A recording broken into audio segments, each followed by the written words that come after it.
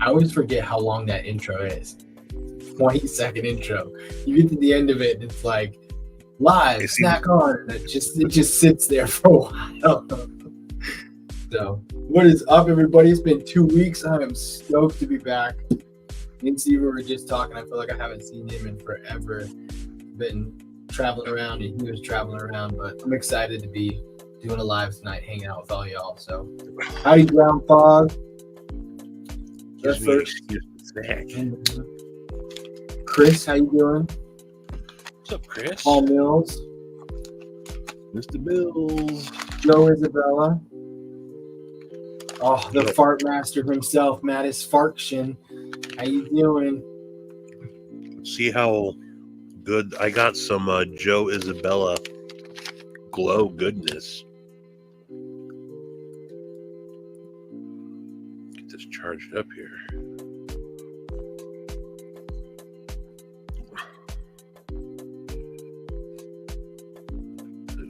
Oh, that is awesome.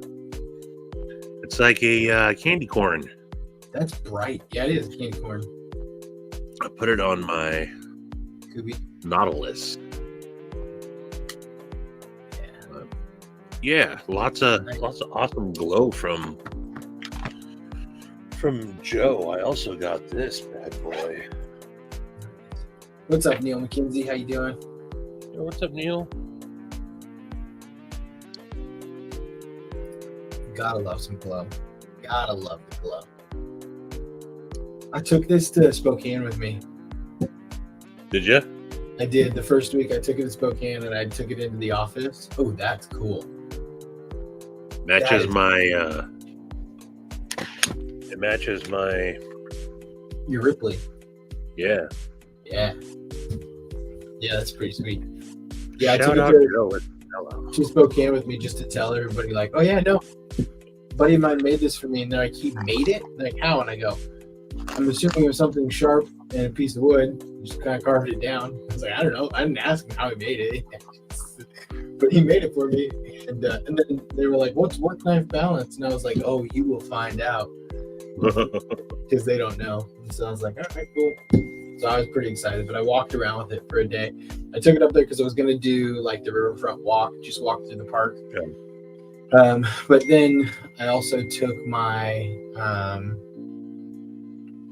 Nintendo Switch. So most of the nights that I was like, I could go for a walk, I decided just to like lay in bed and play Nintendo Switch instead.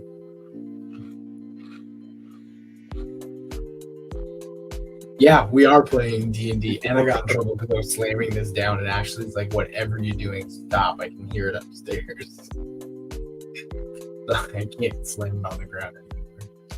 What's up, Steve? What's up, One Moon? How you doing? One Moon in the house. A good walking stick is highly underrated. Hey, Roman, how you doing? Roman, good evening. Yeah, the road life has not been like, it's just completely different. Like I was talking with someone else, and a buddy of mine who travels a lot for work. He works like in the music industry. He manages a band. Like he's a road manager for different bands. So he's always like with different bands, traveling with them and stuff. And for him, like when he's home, it's uncomfortable because he's like, it's weird to be in one place for a long time. But for me, it's like I love being able to not have to make my bed, get a free breakfast, come back. The hotel's like nice and clean. Everything's the sheets are all done up and everything. But it's definitely, it's weird. I think if I didn't have kids, I wouldn't mind it as much because I'd be like, oh, this is great. But like, I miss my kids like crazy.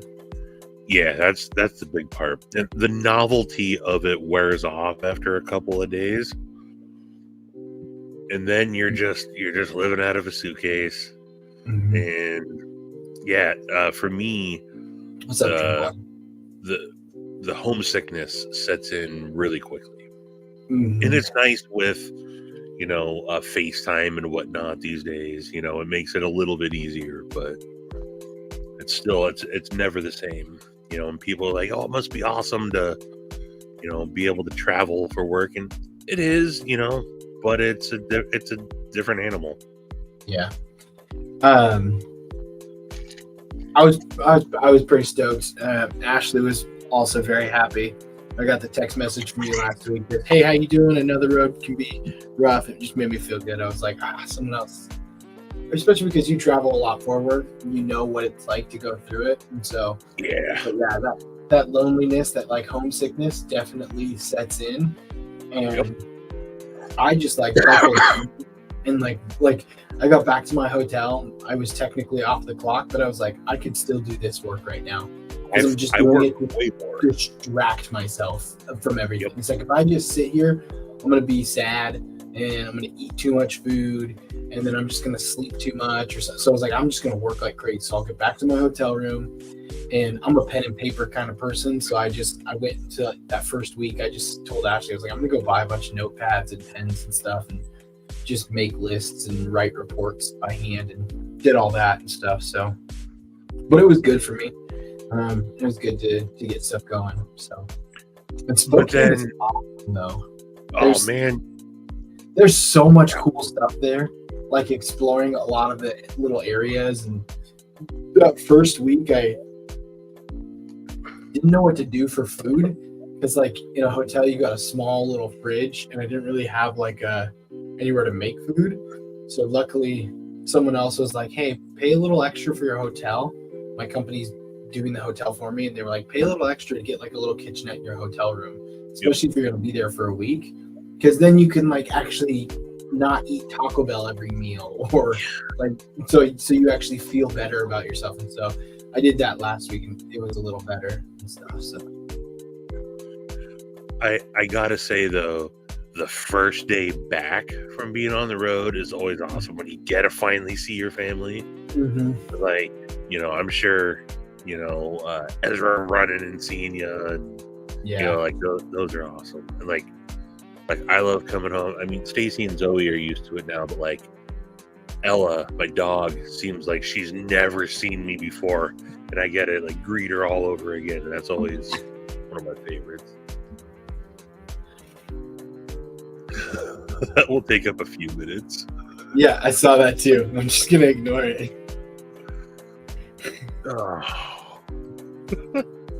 Let me just kill about a minute and 46 seconds here. I'm just gonna ignore that one right now, Steve. Just gonna ignore it for a little bit longer. Titanium Justin, what's up, dude? Yeah, what's up, Titanium? I'm trying to swear I used to be able to just boom, jump on here and watch this, do this, but it won't let me. So sorry. We don't know what you're talking about. I used to be able to watch it on my iPad over here, and then add people like moderators. I feel like Titanium Justin was the moderator. I used to be able to add people. I mean, you still can. I just haven't done this in so long. I don't know how to do it right now, but on my iPad. So sorry, Justin. You better hope Fed Harrison don't show up, because you're a sitting duck right now. Yeah. And he will time you out. There's no Fed's always trigger happy.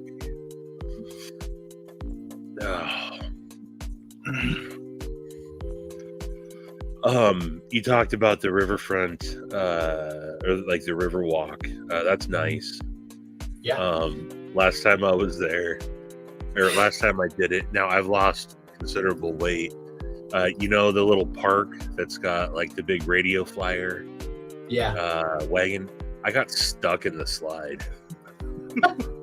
And I was like filming a short, or I was filming like an Instagram live while I was doing it, and I got fucking stuck in the. I was like, you gotta be kidding me.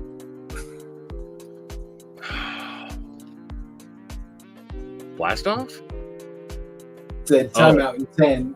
I was gonna say okay. Drinkerton H2O got him. Yeah, there's a sweet little. So I went to college up there, so I kind of knew the area, but I haven't been back in like a decade. So it's clearly changed a ton, and there's a lot of like cool new like local spots. And there's a couple of breweries, like the Lo-Fi breweries there and stuff like that, which we never went to when I was there. Maybe it was there, but we never went to it. And anyways, there's this sweet little, like, I don't know what it's called, but they've got pizza, they've got tacos, they've got burgers, like 3 different restaurants, like burgers, tacos, pizza. And then they've also got like cornhole and ping pong and darts. And they've got like artificial turf and lawn darts.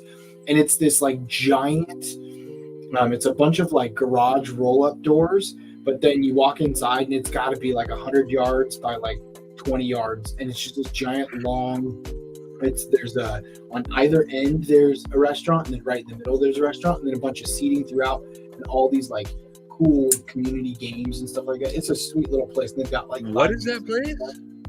I don't know what it's called. It's right by the flour mill. It's literally like right by the flour mill. So it's just I've never walk. Yeah, it's pretty sweet. So the pizza was good. I got a burger. The burger was good. But it was cool because I have a buddy who I've known since we were in like 6th grade, 5th grade, and he lives in Spokane. And so we went climbing, and then I met up with him, and like there's some really cool stuff there that he was telling me about. And I'm like, man, this is pretty sweet. So, and that's only 4 or 5 minutes from the hotel that I stay at. So that wasn't too bad. I went there a couple nights, but really most nights I just go back to the hotel room and just hang out in the hotel room doing work or playing Nintendo Switch. So Spokane's food scene though is amazing. Yeah, Spokane's food scene, I was actually pleasantly surprised at how good it was. I found a really good Thai restaurant that like There's right by Gonzaga. The Gilded Unicorn is another awesome place in downtown. Okay. And then what's the what are the towers? Like milk towers is what I call them. They look like milk jugs, but they're 2 giant towers, and they're like stone towers. I know what you're talking about. There's an awesome restaurant in there too. Clink and Dagger? No. Clink and Dagger is another good restaurant. We went there a while ago. See, I'll find the name of this place. The Steam Plant? Steam Plant, yes. That's what it Steve. is. Yes, thank you, Steve. The Steam Plant. Yeah. So, I'm gonna probably head out to the Valley this next week because I'll be there for a 7-day stretch. Starting tomorrow, I leave tomorrow. I drop the kids off at daycare and then I go. I always feel bad because the kids don't really cry when Ashley drops them off. Ezra doesn't cry either. But when I drop them off, Joyce knows that like I'm dropping them off and then she's not gonna see me for a couple days. And then so she's always like, Dad, come back, Dad, come back, Daddy. And I'm just like, girl, you're breaking my heart. And so I'll drop them off tomorrow at daycare and then head to Spokane for a 7-day stretch. But I'm probably gonna swing out to the Valley, and I was gonna probably head over to Lynch Northwest while I'm out there. Yeah, definitely hit them up. That is a great coincidence, Kyle. Also, welcome. What a coinky-dink. Autumn Wind, what up? What's up, Autumn Wind? How you doing? But yeah. Spokane has gotten. I mean, it's grown. It's now the 2nd largest city in the state, but I guess it does feel like a big city, but it also doesn't. It doesn't. It feels like a small town. Like there's so much to do, and it is very widespread. Like it is a lot. Like the actual area is much larger. So it's very widespread. Yeah. But like you don't hit traffic like you do in big cities, like here. You Not at don't all. have to worry about like big high rises and stuff. They kept the downtown fairly like residential, even for like Brown's Edition and right off the South Hill and stuff. Like there's not a ton of crazy, with the exception of all the hospitals and some of the big hotels. There's not a lot of like there's not like a sprawling tech company there or anything like that where it's you got these massive skyscrapers. Right. But yeah, how you been though? Been doing good. Mm-hmm. Same old. Getting the final Ready for final Blade? stretch before vacation, so looking forward to that. I'll be off for a full week starting next week for Blade Show. Thank you, Kyle. I do have a very enthusiastic outlook on pretty much everything.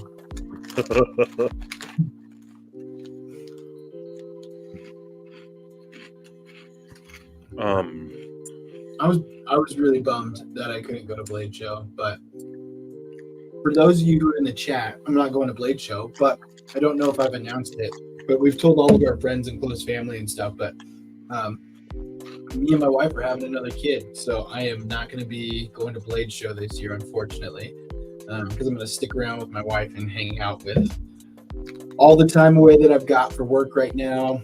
I just didn't want to step away even more and take more time away from her while she's going through some of this stuff with the pregnancy stuff.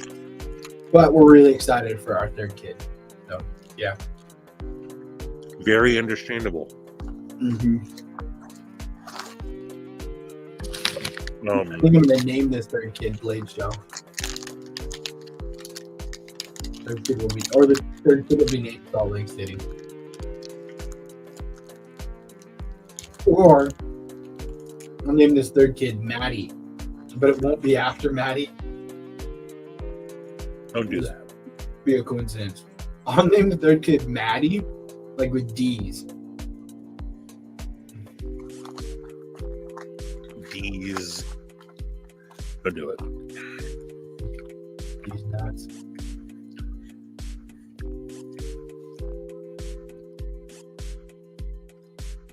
Better than cardboard right there. It is better than cardboard. That is nice. That's a edgy American Blades. Really? Yeah. Sweet. This is Snuzz Nuzz's. He sent it to me I'm going to bring it to him. But yeah, it's his little bird and trout knife. That's Not too sweet. shabby. Not too shabby, Shane. Technically, it would be Stephen the Third because I'm technically a junior. I just don't go by junior because I always thought it was weird. I had the junior legally dropped from my name.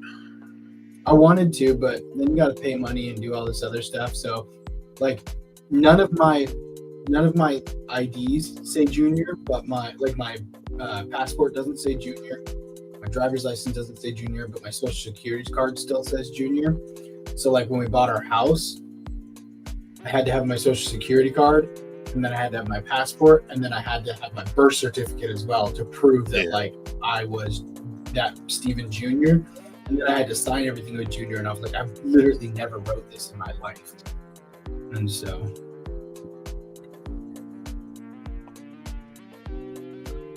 yeah.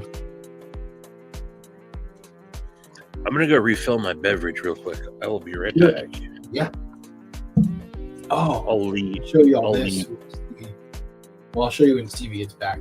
But I came back from my time away, and I had a package in the mail, and I was pretty stoked because it's a knife that I've been waiting to get back. It's a knife that I sent off to Just the Tip EDC, Nathan, down in California, and he was doing some customization for me, so he customized it, and I absolutely love the way this thing turned out. And it's definitely going to be in my pocket for the next week and a half, probably, while I'm gone. This will be probably my daily carry for the next week to two, if not longer. I'll wait till Stevie's back to show y'all so you can see it, but it is really cool. Really excited. And it turned out really, really nice. I really like rock scale patterns. So I have a custom wrap that's rock scaled. I've sent over a couple other knives to people to customize, and they have like rock scale patterns on them. They're one of my favorite things. I just like the rugged look to it. And this one is a Lee Riff Raff that he took and did some anodization for me, and then did some customizing to it as well on the scales to make it look, and it's pretty sweet. So I'm excited.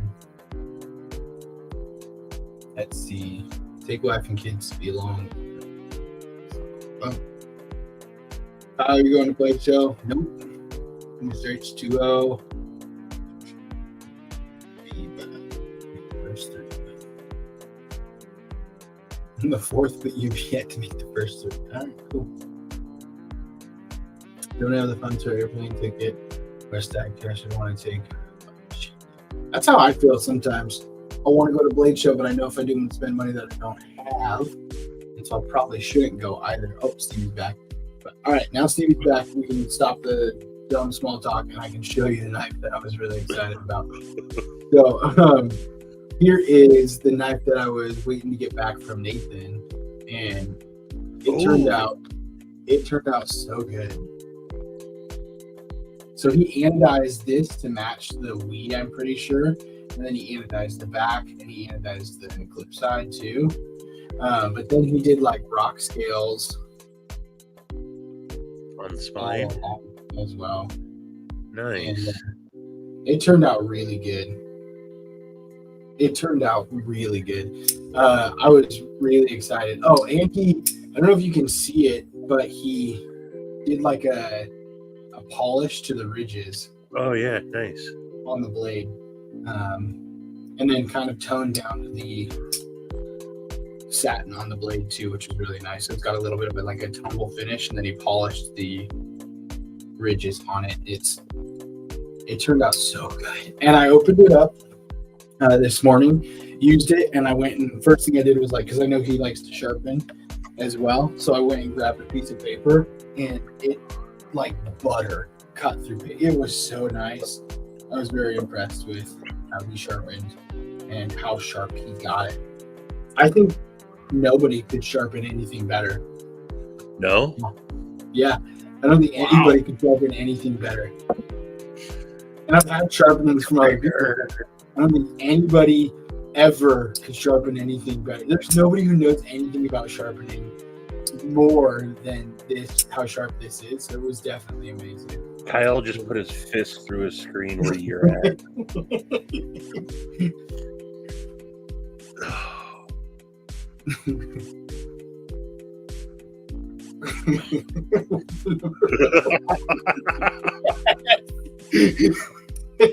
Washington CPS. Clearly, this man is not thinking straight.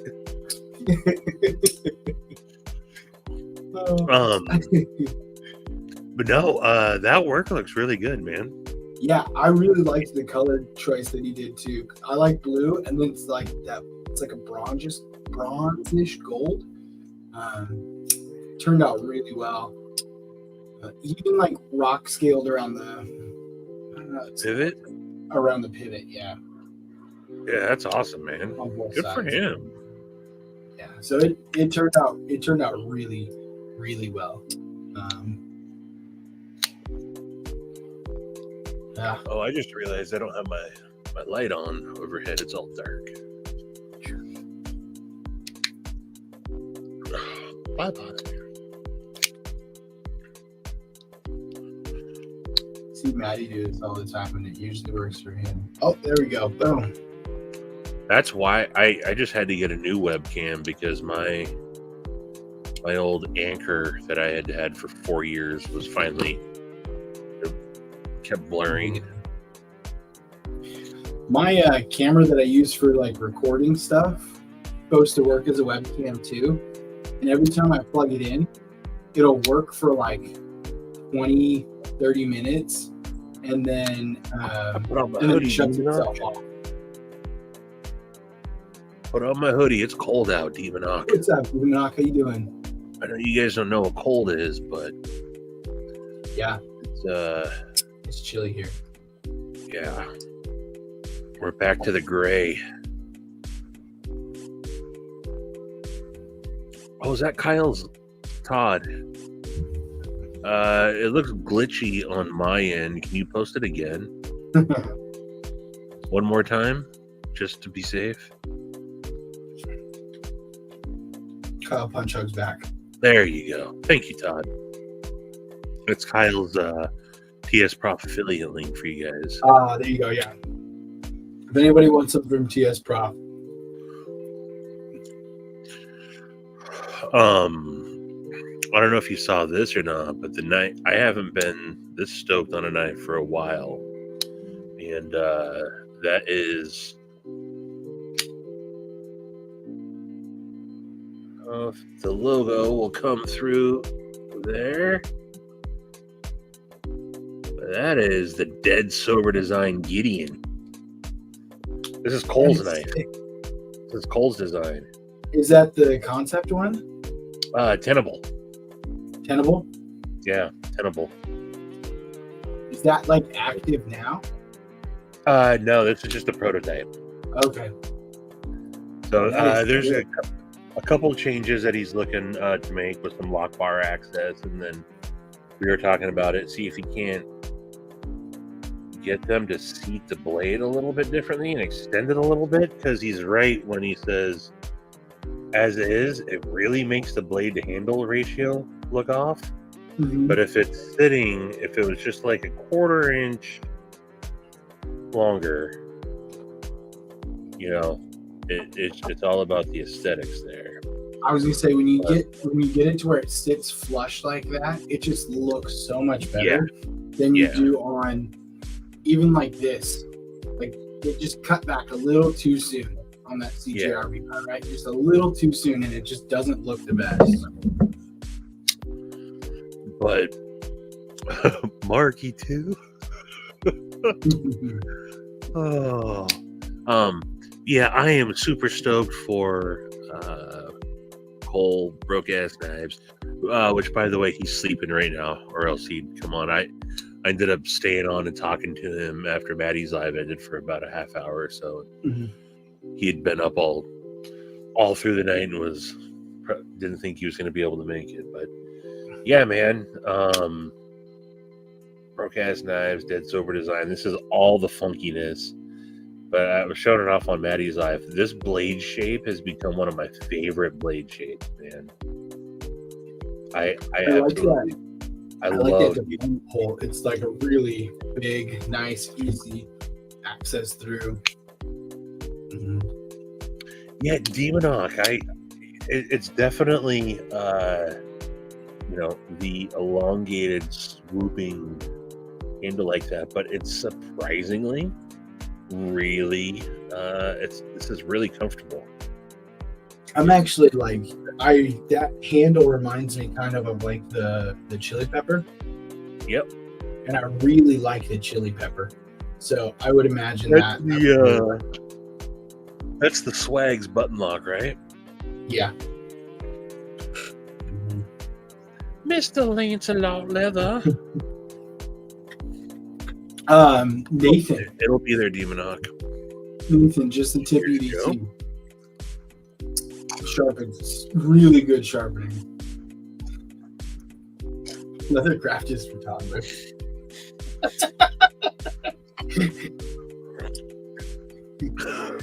Also, how you doing?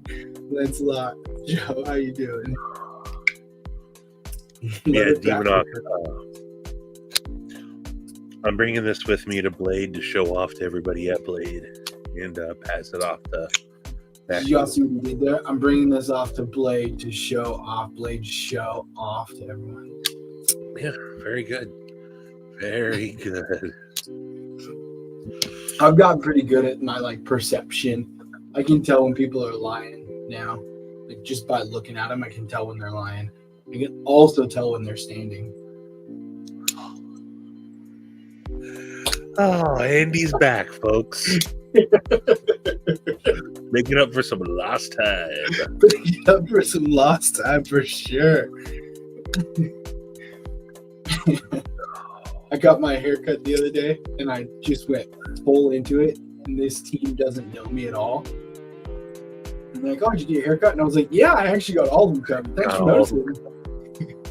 And then later in the day, someone was like, "Oh, did you get," like, someone had talked to, obviously they had talked about it. It was like, "Oh, did you get all your hairs cut?" And I was like, "No, I got my ears lowered." And they were like, What? That my grandpa used to use that one. Get your hair cut, Grandpa? Nope, got my ears lowered. Yeah, it was my favorite because they totally thought they had me. And I was like, "Nope, got my ears lowered." Todd, this is a hoodie. The belated birthday man. It was Marco Scama's birthday yesterday. He got me this for my birthday. It's alien camo. Is that alien camo? I don't know. There's definitely, so I have traveled a bunch with knives. One, don't try to sneak it past TSA unless you just don't care about the knife. Because you can. I have several times, but it's also not worked. So don't try to sneak it past. Check a bag, and I don't want to jinx anything, but I've never had a problem. Sometimes I have a lock on my bag, sometimes I don't. It seems like when I do is when TSA goes through my bag, and they always leave a note saying, "Hey, you were," but if I don't put one on, it doesn't seem like they go through it, which is kind of bullshit. But I just put them in a small knife case and like tuck it underneath my clothes.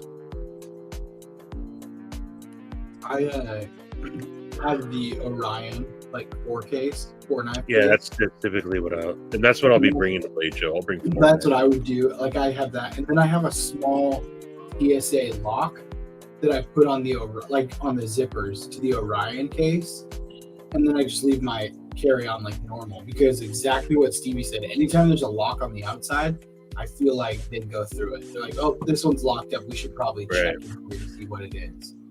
But is that the month? Yeah. Oh, sorry. Spoiler if you got yours. I haven't seen it yet, but Mark, yes, I did get it. That's pretty sick.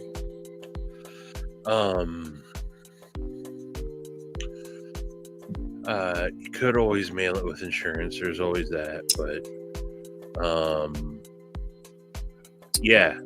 Here's the other thing, Demonok.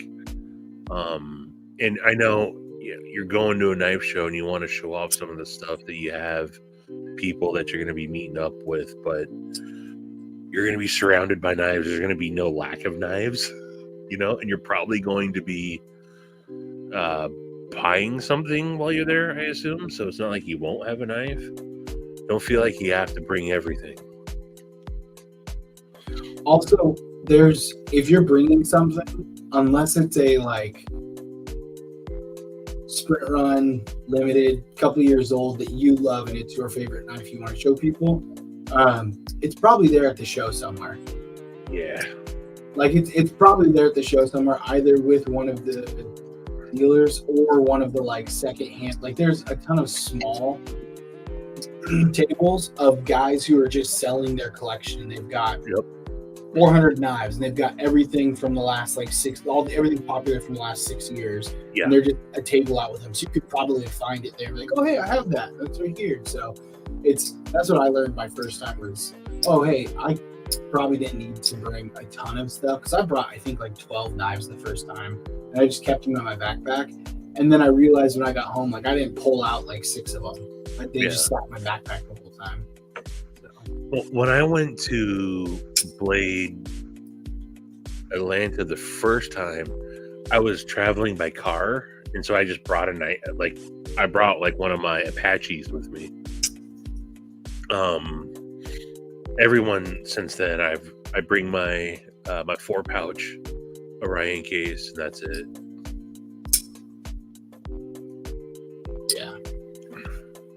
Yeah. Mr. Ranch has a new backpack that I really want to get. That I saw it and I was like, this would be perfect for knives. Who? And it's Mystery Ranch.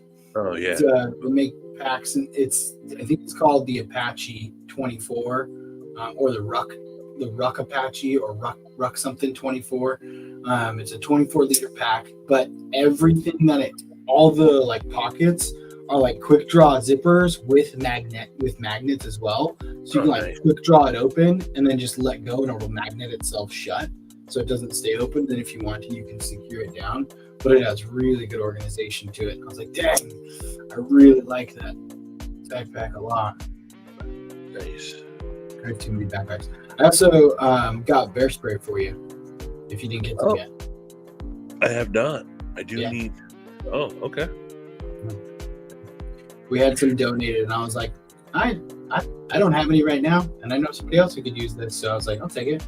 So people can't fly with it, obviously, and so if it's opened, they'll bring it back to the store, and they'll be like, hey, we'd like to return this, but if it has the safety clip pulled off, like it's still got the safety, so it doesn't won't spray, but there's a zip tie that you have to cut before you use it. If that zip tie is cut off of it, then we can't like take it back because we can't verify that it hasn't been used or whatnot. And so oftentimes we just weigh it and like, yep, this hasn't been used, but I can't put it on the floor because that zip tie is not there. So it just gets donated to the store. So, sweet. Yeah. Which is nice. I was talking to someone else and they were like, yeah, I don't think I've bought bear spray in like the last 10 to 15 years because they always get returned and just donated to the store. And I was like, oh, sweet. That's awesome.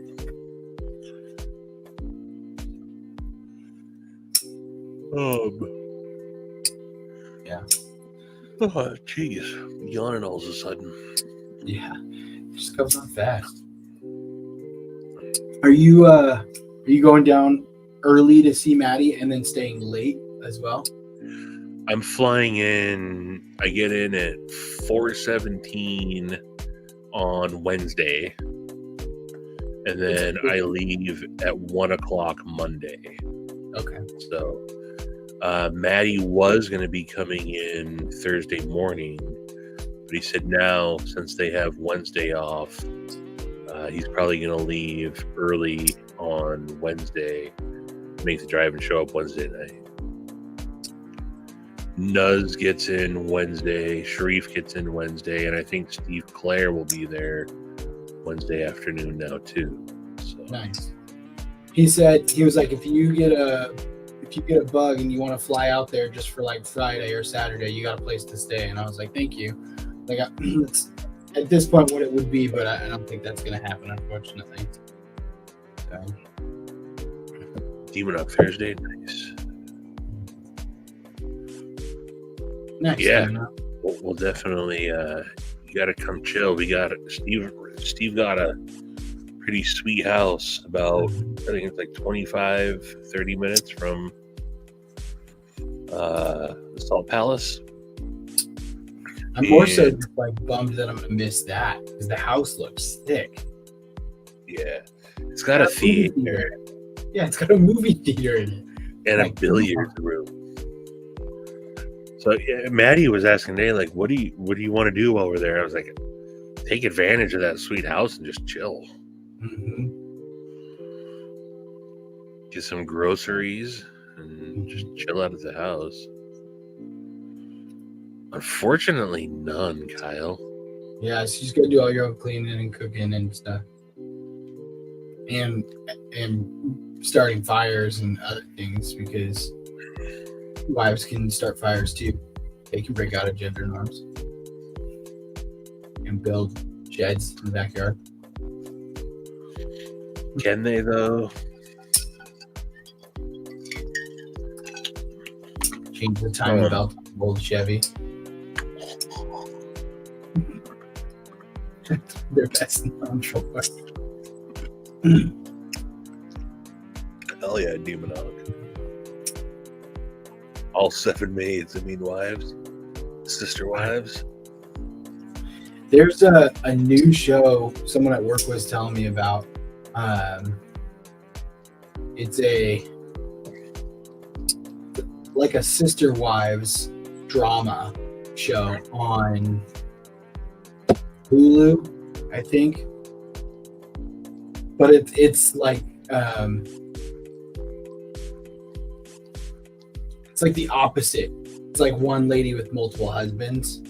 Oh, It's not like sister wives where it's like one like polygamy of one dude and like multiple wives. It's one lady with multiple husbands, and the husbands are separate, and it's like the drama between them. And I was like, oh dang, I feel like that's 10 times worse.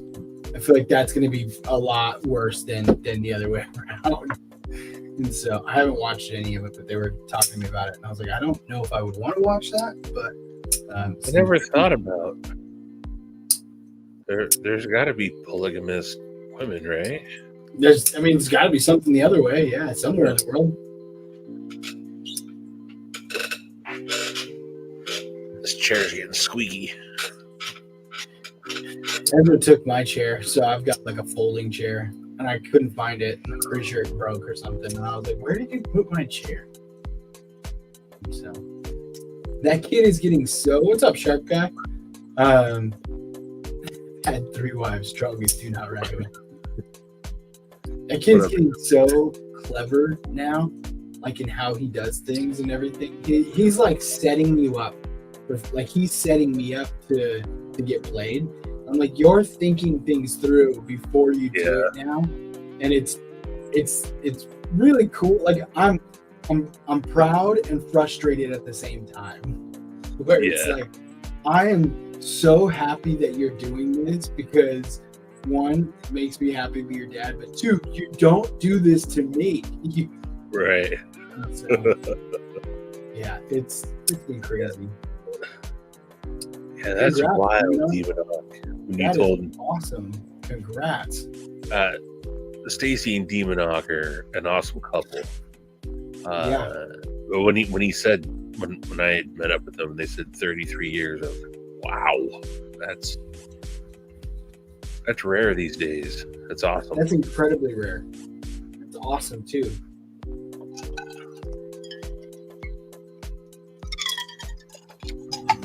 Crispy, 39 years. Good Lord. It's one of those things I'm really excited for our kids to get older so I can be like, hey, we can be on a road trip. We can be in the car and everyone can get me really frustrated. I can be like, I just want to remind everybody there's 5 of us in here right now, and I only chose to live with 1 of you. So I can leave the other 3 behind. Just think about that.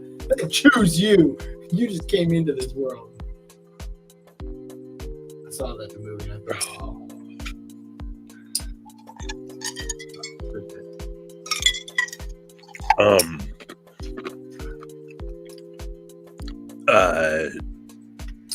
Demon Hawk's wife posted some pictures of them. They just had their anniversary. Seeing a young baby-faced Demon Hawk was awesome.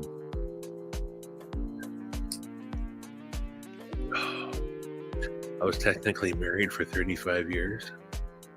But is that Just all not- to the same woman or to 3 women? You also said you were married to 3 women. No. Dang, 33 for you too, Mark. Wow. Nice Good job. job.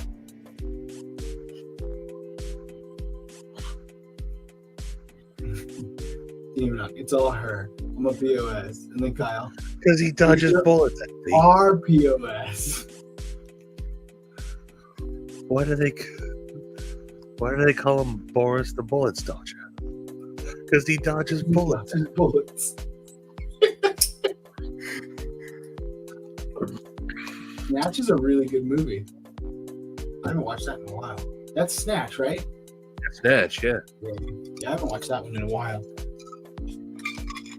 What's up, Josh Worth? How you doing? It's a classic that you can watch 1,000 times over, and it's just as good. No, the first time you see it is the best time, but it's still equally as good. I think Snatch is one of the best all-time movies. I don't think I appreciated it the first time I watched it. Because the first time I watched it, I was like 16, and I don't think I fully appreciated it. I also don't think I fully was watching it to watch it. Right. And so, but the first time I watched it and paid attention, I was in college. I think I was 22, and I was like, oh yeah, I've seen this. Let's watch it again. And I was like, this is awesome. And it was really good, and that's when I think I really appreciated it. That's probably my second. What's up, Josh? Yeah, it's great, man. Thanks for tuning in, Josh. Good eye. Oh, Kyle. Oil.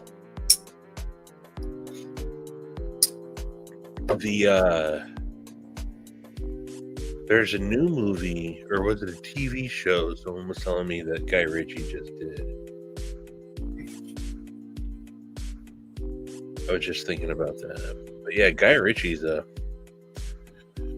think not everything he's done has been awesome, but the early two, Lock, Stock, and Two Smoking Barrels and Snatch, those are amazing movies. Yeah.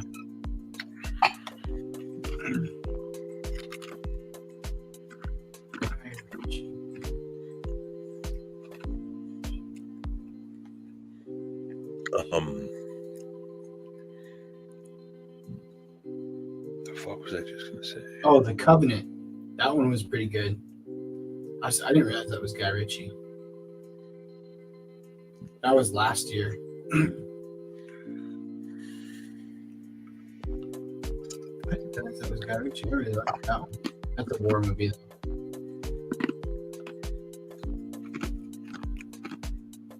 Yeah, Kyle, he got Madonna before she went full bonkers, though. So I don't talk about it as much just because she's full on batshit crazy these days. But a lot of people might not know. I am, and I'm not joking, a huge Madonna fan. Really? 100%.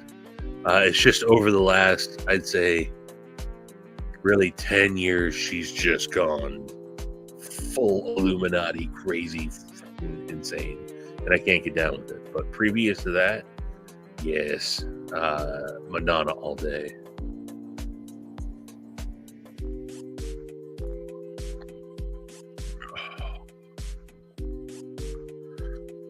In a material world, Kyle. That's insane. I can see that. You're a bit of a material bro. That's a good one.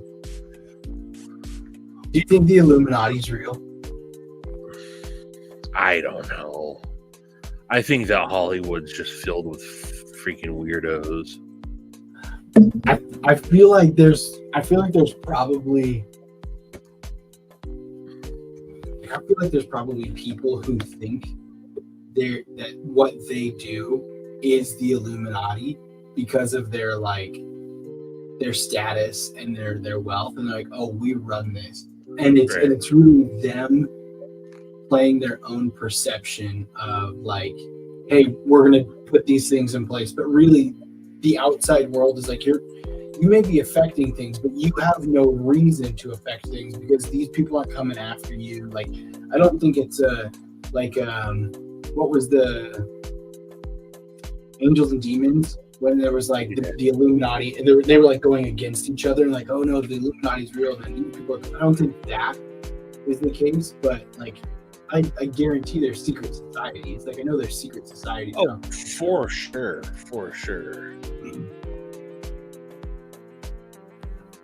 Yeah.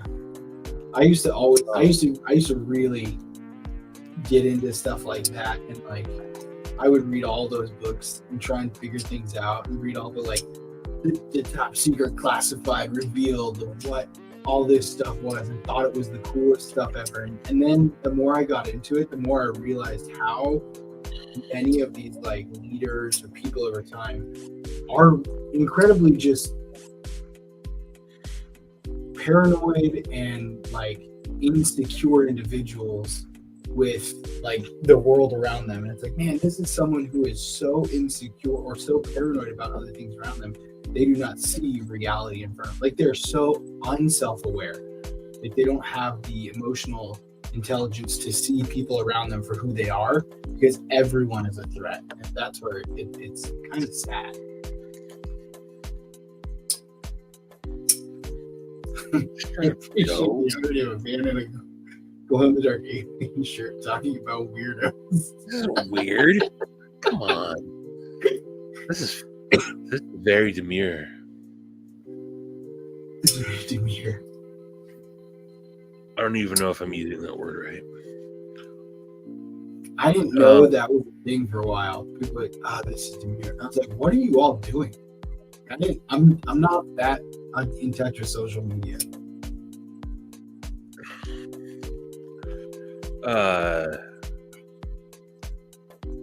Yeah, I've gone through my phases with going down the whole Illuminati, New World Order, you know, and I don't know. Like you said, I'm certain that there are secret societies, and you know, look, there's a lot of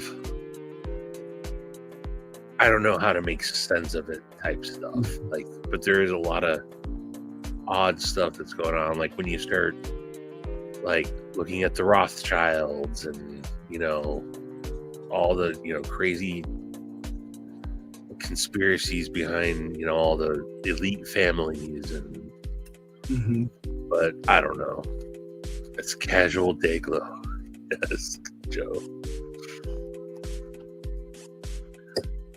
It is hard to like deny some of the things when you look at all the things that are just coincidences. Like there are so many coincidences for one family.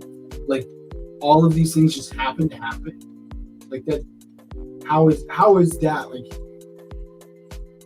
you've got a better chance to win the lottery like 3 times in a row than for all of those things to happen. And if that's the case, that's where it's like, you know, someone's pulling strings somewhere. But Gary, shut up, Gary. Oh. Like Bigfoot living in the trees. What's up, Gary? How you doing? Everyone's telling me they're bark beetles, Gary. I thought it was Sasquatch. Turns out it's either just bark beetles or a woodpecker. I run a one-man ball in the Discordian movement. Oh. I think stuff like that though gives people something to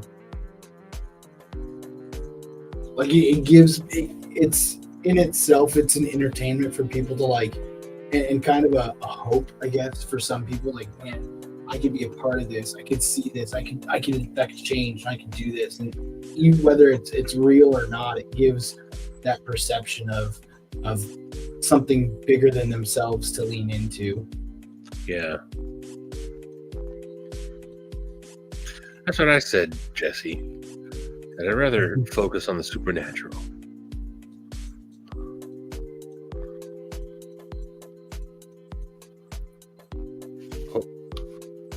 Oh, I'll be right back. Bigfoot with a shotgun. I've never seen Bigfoot with a shotgun. How would he even buy a shotgun? Bigfoot can't buy a shotgun. Yeah, I mean, how could you tell who he was under all the face hair? Can't buy a shotgun if I can't see who you are, who you say you are on your ID. And if you got a shotgun, where did he get the shells from? He jacks a hunter. Maybe. You never know. I think Bigfoot's actually pretty friendly. That's why we haven't. Bigfoot's pretty friendly. You take quotes from someone he killed. He doesn't kill people. That's why we haven't seen him, is because he's not emotionally erratic and violently chasing after people to murder them. Bigfoot's pretty friendly, and that's why docile. That's why we don't see him, because he just keeps to himself. Stays away. I do 100% think Bigfoot is real, though. And I've never seen Bigfoot, but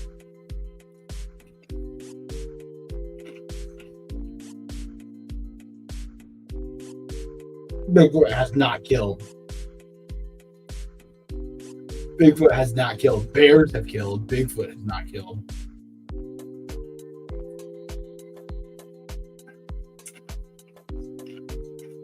Carl was a blood sacrifice to Bigfoot. Stevie was trying to please the Bigfoot gods and took Carl out as a blood sacrifice. Ask the big questions. You son of a guns. No, he wasn't a sacrifice of any kind. He parted ways. He was a blood sacrifice to Bigfoot.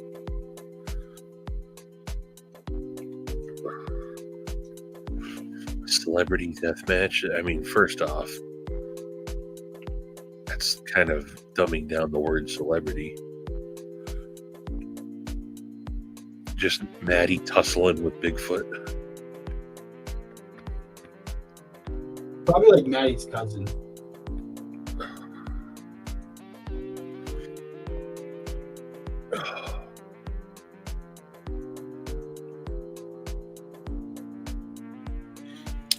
I don't know what that means, Gary.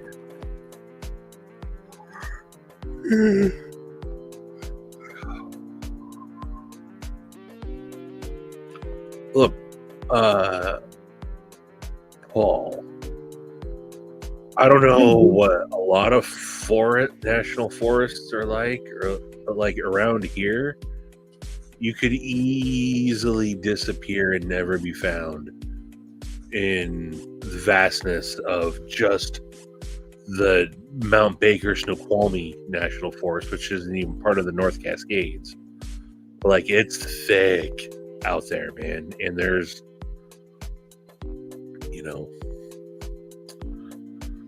I also think Bigfoots are a lot smarter than we think. Just because it's like Bigfoots are out there living in wilderness doesn't mean they're not smart at all. I think they're incredibly intelligent, and that's why we haven't. And they've probably got things that we don't know about. I think it's plausible that Bigfoot is real.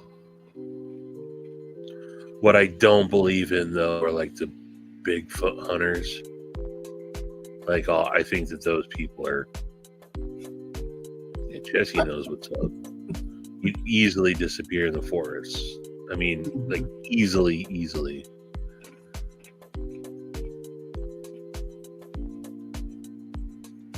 Good. Keep saying those. They're tree dwellers. Is that what you know?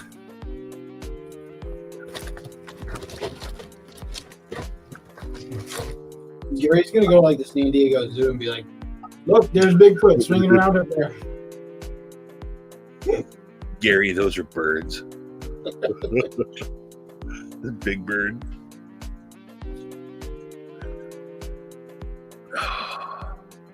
Absolutely. Even occupied in the desert.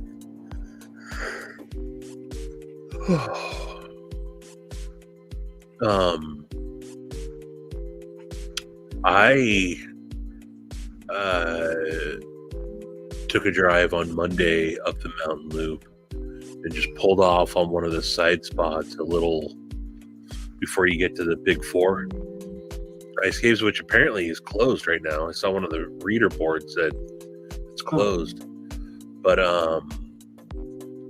I almost got lost in just walking the trails along the Stillaguamish, man.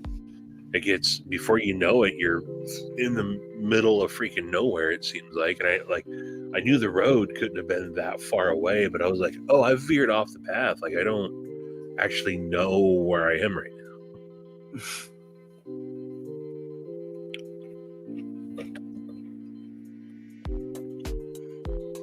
We got lost in the Grand Canyon once. That sucks. Yeah, that's what you were saying. That's wild.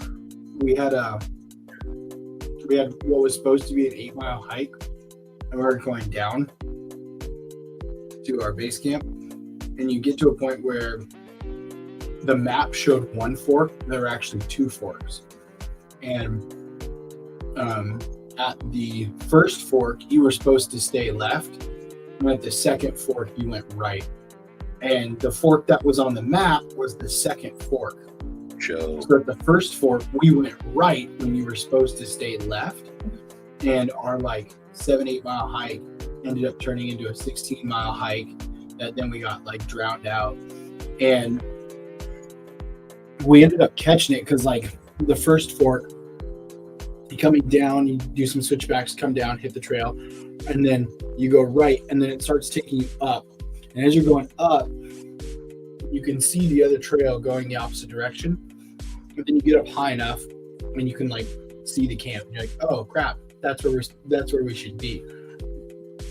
And we caught it, but the people who were in front of us, who were going faster, did not catch it, and they kept going. So we had to go get them and be like, hey, you need to come back with us because you're going the wrong direction. By the time we got to them, one of the guys, I was 16 or 17 at the time. One of the guys was 15. He was young, and he was with his brother, who was 18 as well, who was in front of us, and one of the adult leaders. And the 15-year-old is taking his backpack off. He had put it on the ground, and then he was just kicking it closer and closer to the cliff. And he's like, I'll just pick it up when I get to the bottom. I don't care anymore. It's too hot up here. This is stupid. And we were like, what are you doing? You can't just kick your backpack down. That's everything you need to survive, man. Joe Isabella, Missing 411. I've listened to some of the audio stuff and then watched some of the stuff. And then if you if you're into Missing 411, you've probably also gotten into Lore Lodge. That's what I predominantly watch on YouTube. It's a channel called Lore Lodge.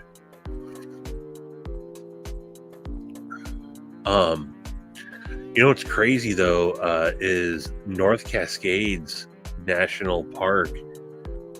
More people have gone missing in that area than any other national park in the country, just rivaled by the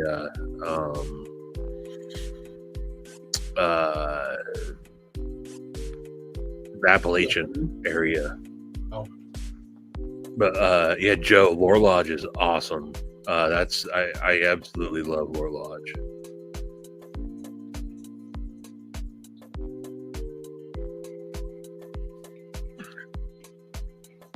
They do really, their stuff's really good.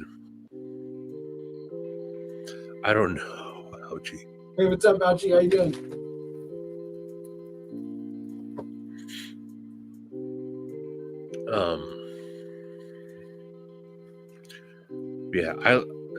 I love wandering out in the middle of the woods, though. I like wandering in the woods when you can hear water, or if there's a mild breeze and you can hear rustling and stuff. I don't personally love just dead silence.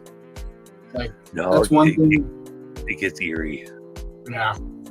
That's one thing that, like, when we would do canyons and stuff like that at night, you're in the bottom of a canyon and there's no sound whatsoever, and it's just pitch black because there's no like light that penetrates deep into the canyon and stuff like that. No light filtration. Yeah, it's just whew, it gets. I mean, it feels creepy, but but it is kind of. I mean, it's kind of nice in itself, but it is definitely kind of got an eerie feeling to it.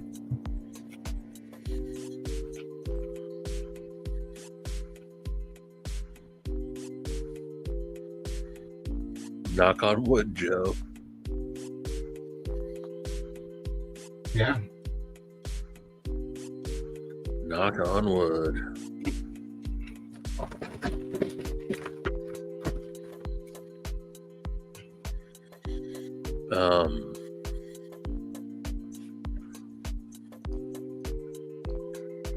Yeah, no,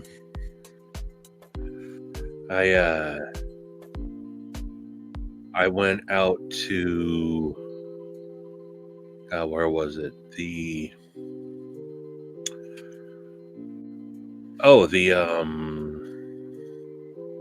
Ladder Creek Falls. Last time I was out there, and I was the only one. I was the only one out there. Then you realize you're the only one out there for, miles and miles and miles. It's cool, but again, it's always a little bit freaky. Yeah.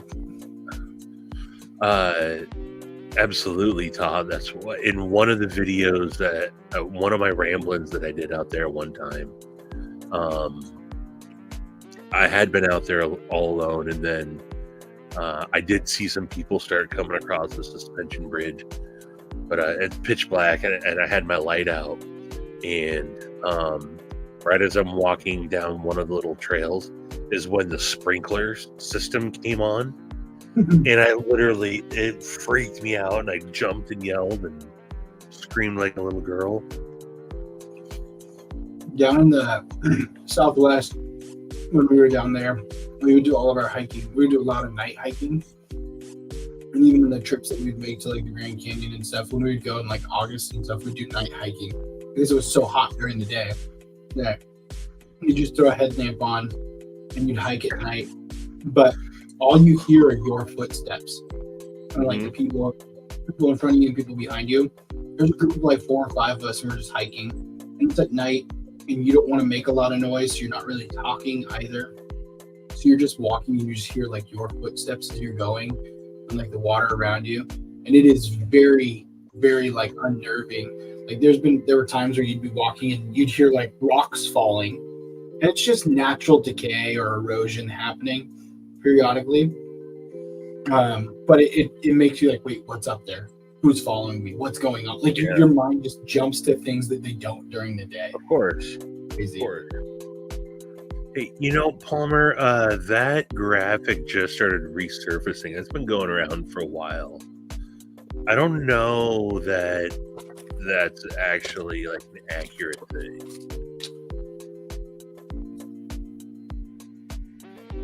What's up, Palmer? How you doing?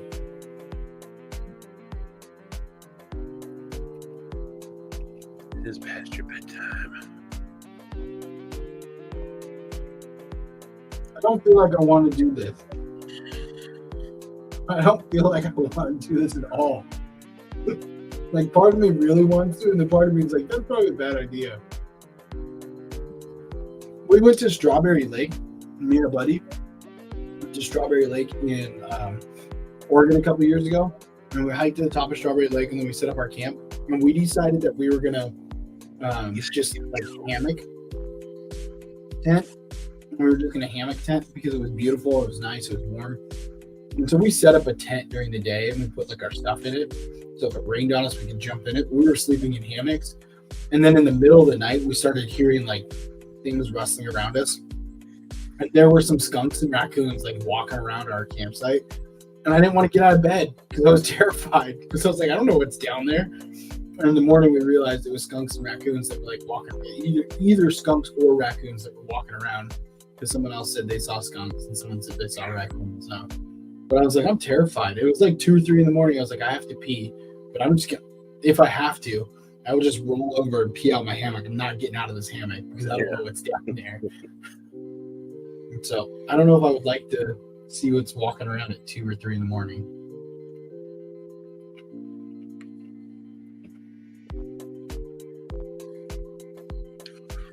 Yeah, Joe, I've never done it with night vision, but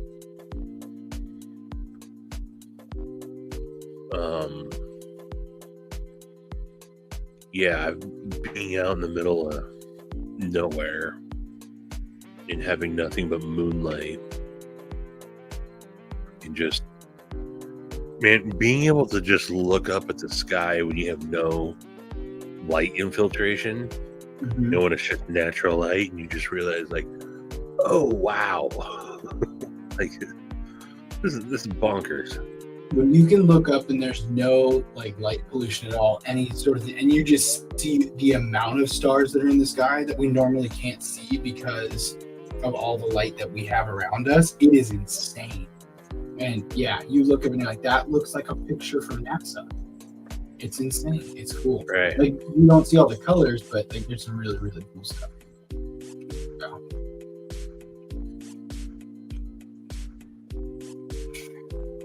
I can't put the Holiday Inn at a picture. Yeah, see, I'm not into the whole like tent camping thing anymore, but I do like the outdoors. There is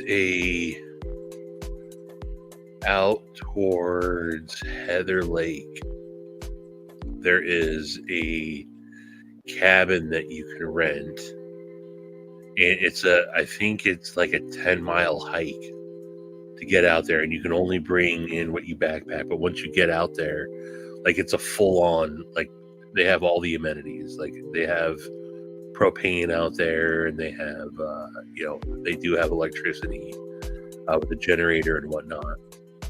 I would love to hike out there and stay out there. That'd be cool. Oh, nice, Palmer. I want to get one more really good, like, maybe more. I want to get at least one more really good tent, like, trip in, good hiking, like through hiking trip in, before I get too old and I have like the kids and Ashley and I can't do too much and whatnot. Because I used to do quite a bit. And like, I had a bivy sack and I would just go out with friends and we'd throw food in and we'd go out and we'd find some place and cave in the side of a hill or some forest area somewhere around and whatnot.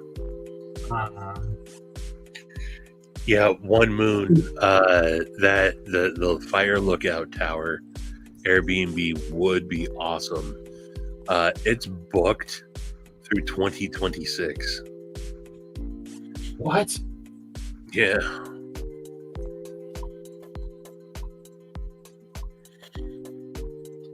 That's Yeah. insane. I mean, it's only open for so many months out of the year. Yeah, I guess so. And then, yeah, it's a popular destination. Yeah. Yeah, Joe, One Moon. That place is, and that's an easy place to get. It's a long drive out there. It's like it takes about 2 hours to get out there, just because the Forest Service road that you're driving down is, you're doing 10 miles an hour on it. Right? Once you park, it's only a 25-minute hike up to there. But man, once you're up there, it's so awesome. Night, D-Knock. 4 a.m. does come. Friday night, D-Knock. Take it easy, man. But take it.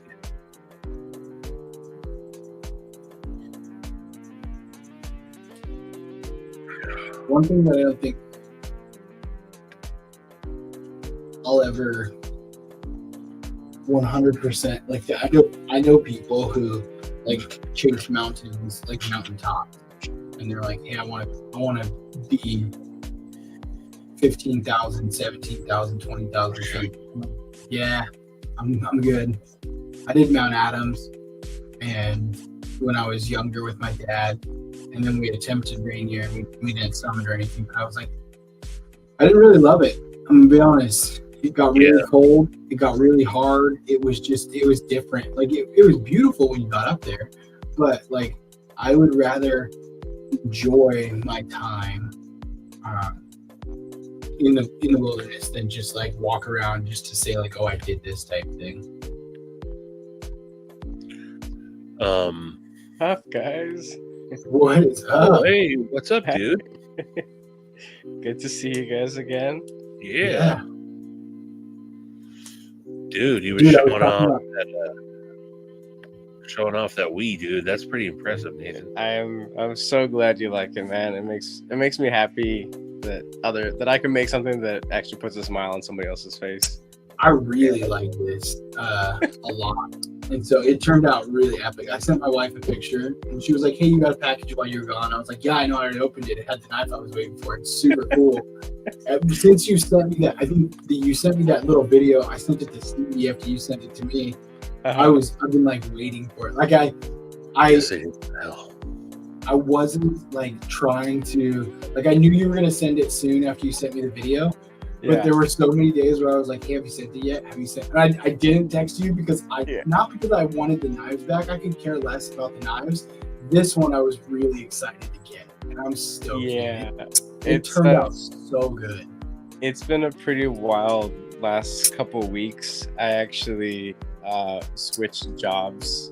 I'm back to doing something else, which allows me a whole lot more free time. So I'm done with the nightmare that I was dealing with before. So that's good.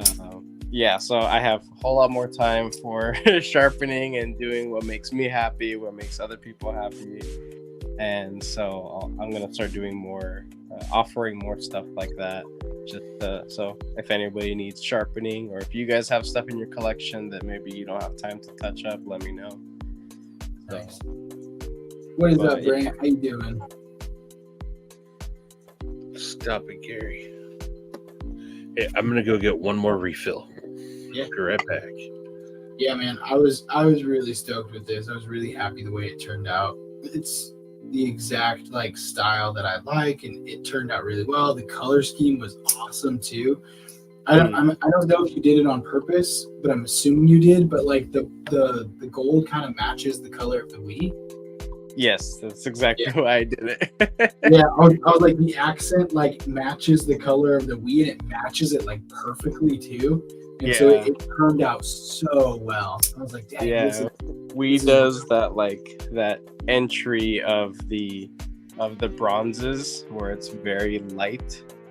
Where it's very, very light, not to where it's further into the color spectrum where you get like the yellows that eventually turn into hues of like peachy and pink and stuff, because on the color spectrum there's like two sets of yellow. So early on is when you get that sort of like bronzy and gold. It's a cool color to work with. And all the hardware on there is also anodized as well. It's kind of like a purplish, but because of the really heavy stone blasting or sand blasting, it's very muted, so you can't really see it unless you're in like very bright outside light. So everything on there has been colored in a way. Nice. So yeah, everything. Yeah, no, it looks good, man. I was really, really happy with it. So it's definitely going to be in my pocket for the next like 2 weeks while I'm out and about. And we'll see how long it stays in there, just with so many knives. But it's definitely jumped so this knife, this riffraff, was already a knife that I loved the ergos on this knife. I liked the size. I loved the blade. I really liked it, but it was as is. I was like, it's cool, but I want it to be something more, and this is exactly what I wanted. So this is perfect. Like this. Yeah, that's awesome to hear. And what's funny is that I knew that one of the first things I absolutely had to do when it came to putting the final edge and stuff, I was like, dude, the sharpening choil that we put on there does not do the customs justice at all. So I tried to make a sharpening choil that was relatively similar to how the customs are actually done, where it's a little bit more elongated. Just it's a very roomy sharpening choil, which is crazy because there are a lot of like higher end knife designers that don't care about sharpening choils. But I started looking at a lot of his work and I'm like, damn, like these things have a lot of visual attitude, a lot of flair, and they're useful. You know, you could actually sharpen them. You could actually, like, whether you want freehand or a guided system or an electric belt rand system, you could do all that kind of stuff. Yeah. So I thought it was awesome. I was like, this is really fun to work on. I saw this when I got it, and I was like, "Is that how it is? Was it not?" So I had to Google the picture of like the meat knife, and I was like, "Oh, he did add that in there." So yeah, because I couldn't remember. I was like, "Was that like that or was it not?" Because you're right, but like Christensen knives, riffraff, like the custom riffraff, has a much more pronounced sharpening choil, but the weed is not. And so that's why I was like, "Was that in there or was that not?" And I couldn't remember, so I Googled it real quick, but.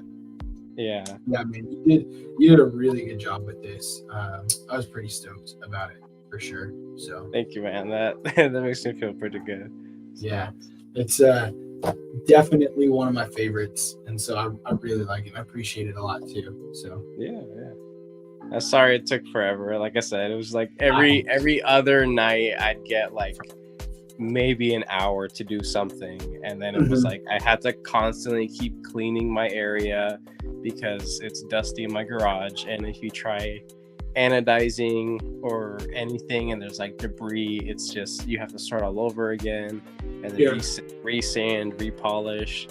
Like those scales, I had to go over them like 4 times because of how many times I had to stop working to go to sleep so I can go and get maybe 3 hours of sleep. But now my shift starts way later in the day. I'm just doing like 8 hours, none of this million hours of overtime crap anymore. It's not worth it. I need more time with my family. I need more time doing the things that actually make me happy. Money's always gonna come and go, but I'm just tired. I wanna be happy. Yeah. That's good. I was chasing money for far too long, and I just got burnt out. No, man, I didn't care. I really didn't care about the weight and getting it done because I knew you were putting a lot into it. So I just appreciate it a ton. So thank you very much. Very much. Yeah, of course. I pulled it out so many times today, probably when I shouldn't have. Like I was doing errands, walking around and stuff, and I just started like flipping it just because I wanted to, and I'm just like walking through the middle of Safeway, just like flipping the knife, like oh no. And then I'm like, I should probably put this away now. Probably. I was gonna ask, is it already getting pretty fresh where you guys are at? Is it what? Cold, fresh, cold. It's not too bad yet. It's gonna get cold. We're like 70s, 60s. Nice. Overnight, it's dipping down into the high 40s, low 50s. Damn. Like right now, and I'm outside. Right now, it's 52. Yeah. So yeah, it's a little chilly. It's getting down there, but it's not like it's gonna get a lot colder. It's gonna get a lot colder, especially because we were forecasted for an El Nino year with the snow and everything. So it's gonna get like come January, February, March, it's gonna be real cold and real wet. Dang. Yeah, we didn't get too much snow last year, but I think this year we're gonna get some snow. Last year was the first year that I really kind of like understood the La Nina and El Nino, because I was like, oh, so it just means we're not going to have like that much snow. But like it did not, like we didn't have any snow. No. Like even up here, we had like maybe 2 days where it like sprinkled, but by like noon the snow was gone. And I think we had one day where snow stayed overnight, but the roads weren't even like slushy or anything. Like it wasn't bad at all, which I was told is not typical for up here. Typical, you actually get some pretty good snow on the roads and stuff. Yeah, year before last we got 2 feet for like a week. You know, that was nuts. We got the year my daughter was born, so it's been a while. We got 5 feet in this area, and it was insane the amount of snow we got. Was that 2008? Yes. 2008 was even because I was in Tri-Cities in 2008, and I remember 2008 in Tri-Cities we had some crazy snow even, which was insane.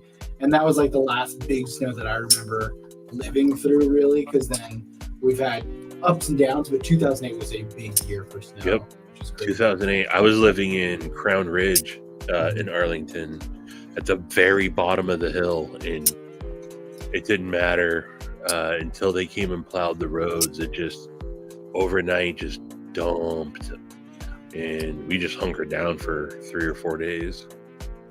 That's insane. What about you? What are you guys still in like 80s? It's high 80s, low 90s still. That's so stupid. There was a couple weeks at the beginning of last month where the nights were getting pretty fresh and we were getting a lot of high winds. And I was like, oh, this is nice. Fall's coming around early. And then the next week we got like another heat wave. And I'm like, oh, great. This is awesome. Kyle, So, it gets that hot where you're at, Kyle? Yeah, I was just gonna say, where's Kyle at?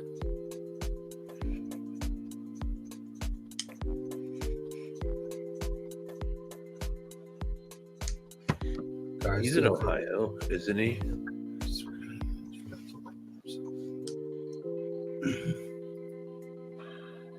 You should have used titanium. What knife are you talking about? deal pop. What the hell? Rest? The Higo 2. Oh, that's not good. Kyle, where are you?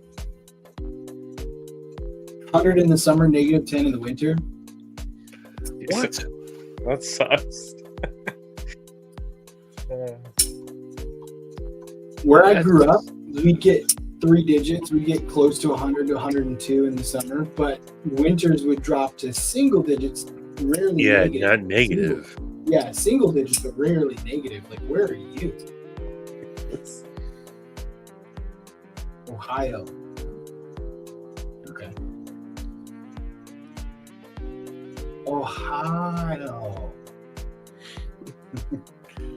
Yeah, well, it rarely gets like single digits is rare for Western Washington. But where me and what's crazy is just the difference between where me and Steven live from each other. Literally 15 minutes down the road, but like because of the elevation change where we're at, like he can have like crazy like lower temperatures than me right here, more at sea level. Wow. And I mean, in where I'm at, it's called the convergent zone in Marysville. Like when we got that snow last year, like 2 feet of snow, a mile and a half down the road, there was no snow. Which is crazy. Kind of insane to think. -25. That is quite the change. -25 with wind chill is not fun at all. Hey, I wanted to share really quick. You know that Yeah. picture that you sent me forever ago, like 10 years ago. I finally did some coloring to it. Nice. So Nice. it'll be a giveaway. I haven't sharpened it yet, but realistically, I don't think it needs it. It still has a fresh edge, essentially. Mhm. And then I'm sure you guys have seen those the Ozark Trail knives that I've been going around. I saw you try to color one purple, and it turned out black. Yeah, they're it's so terrible. They just look black. They just look black. But those are going to be given away as well for subscribers. Nice, One has a hint of blue, the other one has a hint of purple. Whatever the hell those scales are made out of, there's no way it's polymer. I'm pretty sure it's just some kind of plastic. Yeah. What's your thought on those things? Have you got to check one out yet? I can. For what they are, $10. I think they're great. I mean, for what it is and everything. I mean, for $10, I think it's great. I don't think it's going to be a knife that lasts. No. Like, it's a knife that if I was going out for a weekend and I just had to go like if I flew into a place or traveled somewhere and I didn't have one of my knives, I'd go pick one of those up. Like, I need $10 for a knife that I'm going to throw away in 3 days. Yeah, Like, pretty. I'd pick that up and be awesome. It probably wouldn't be a knife that I would recommend people getting unless, like, hey, do you want a knife that you're going to keep for a while? This is not the knife that you should get because it's going to suck in 2 months. Like, if you use it every day, it's going to suck in 2 months, and that blade is so soft that, like, you're just going to sharpen the heck out of it and it's going to be done. So Yeah, pretty much. That was one of the things that has been a pretty consistent comment amongst a lot of people that do destruction tests or a lot of sharpening content. Everybody's saying that the D2 is super soft, the softest D2 they've ever seen, which is really unfortunate. I thought the D2 was easy stuff to heat treat because all these like no-name Chinese companies are able to pump it out, and I've had pretty good luck with a lot of budget D2 stuff in the past, so I figured that You like the D too? yeah, well, I don't like it on the Ozark Trail, but I like D2 on a lot of other stuff in my collection. I think it's oh yeah, okay, got it. Yeah, right over my head. I get what you mean now. not on the Ozark Trail, but I mean, yeah, I like the It's untreated foil. It's treated. it's untreated foil. Oh man. Yeah, there's a lot of people that are like, yeah, this stuff isn't gonna hold an edge for nothing. You're better off just having a ripped open soda can to cut something. Yeah, for $10. I mean, That's what I said. Like, for $10, if it's a knife that I'm not going to try and keep forever, and it's a throwaway knife that I don't care about, I think it's fantastic. I think it's a really good. I've started looking at, like, I've tried to look at a knife, and like, this is what I think. Too many people in the community get stuck with, like, this is a really sweet knife. It's what is this? Is this CPM? probably 20 CV. Which one? The Riff Raff? Yeah, it's 20 Oh, CV. it's 20 CV. Yeah, so people look at something like this and like, hey, got a 20 CV knife. This is fantastic. This is great. And then they hold up that D2 Ozark Trail and like, this is garbage. It's like, yeah, because you're comparing it to a 20 CV knife. Yeah. You compare a $10 D2 knife to another $10 D2 knife, and it's probably fantastic. Like, it does really good for what it is and for what you paid for it. You can't compare it to something else. And that's what too many people in the knife community do, is they like, oh man, I don't know. It's like, you paid $10 for it. What did you expect? You can't expect Shiro quality from a $10 knife. You can't expect custom quality from a $10 knife. You can't even expect like Gerber quality from a $10 knife. You just can't. I got those $5 crossbar lock Ozark Trail knives, and I mean they're garbage, but they're Mhm. also pretty freaking awesome for $5. Yeah. That's what we're talking. I think that's what we're talking about. The Ozark Trail ones, like for what you pay, they're amazing. They're Yeah. really good. Yeah, they're basically meant for. They're almost a disposable knife. Yeah. In a way. That's exactly what they are. So that I just remember that when I posted my content on it, there were a lot of people that were saying that somebody like me who owns and carries multi-$100 knives, I'm just giving backhanded compliments to that.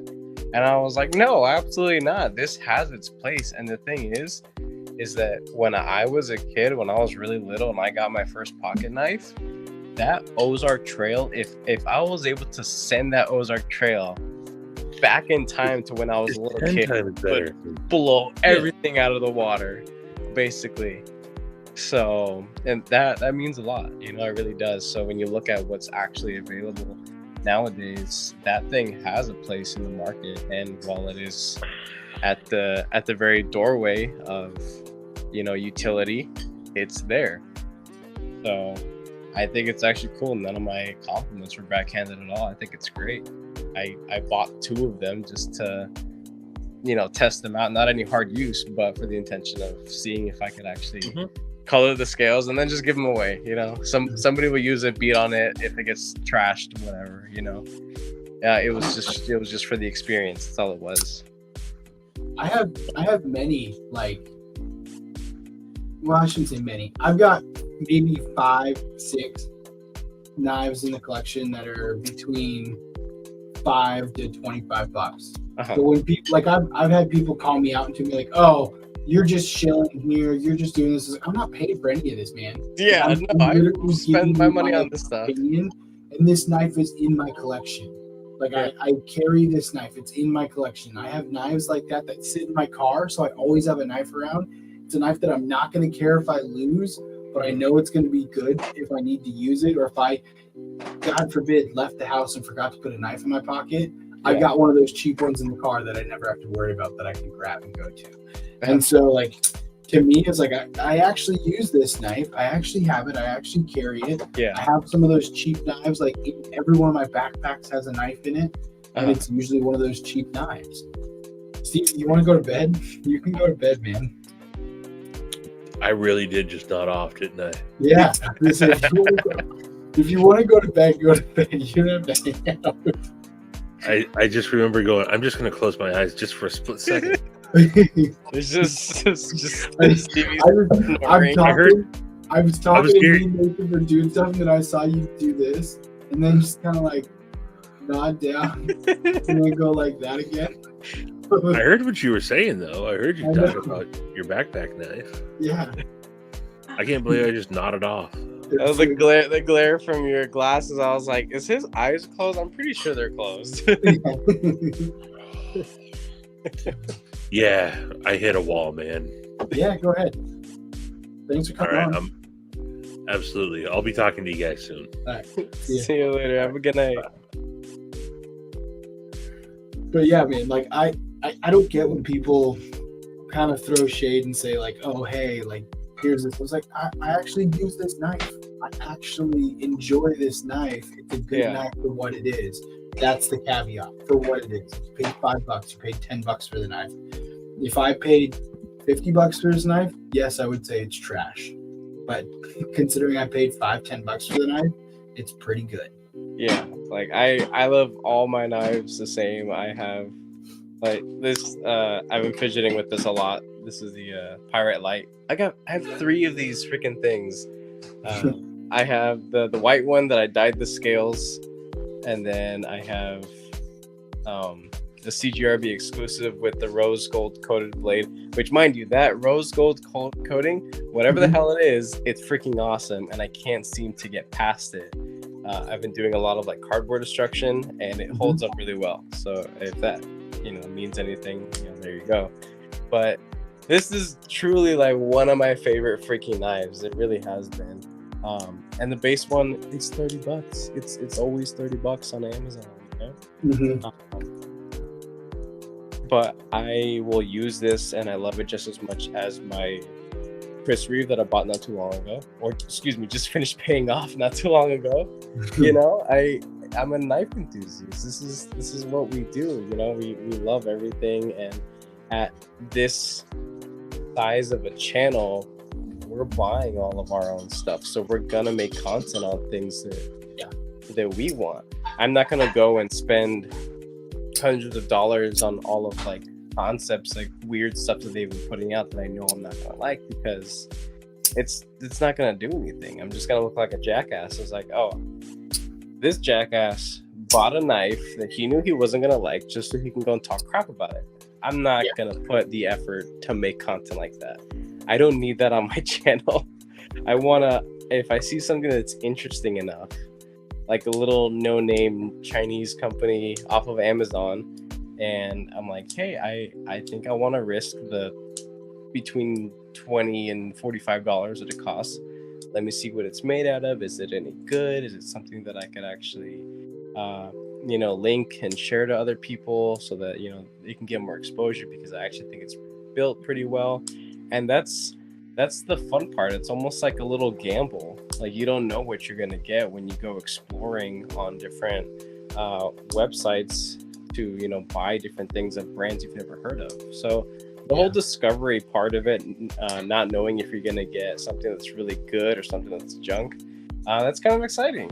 And there's a different sense of excitement versus just saving up and biting the bullet on something that's really, really expensive that is guaranteed to be good because of wherever it's being made from.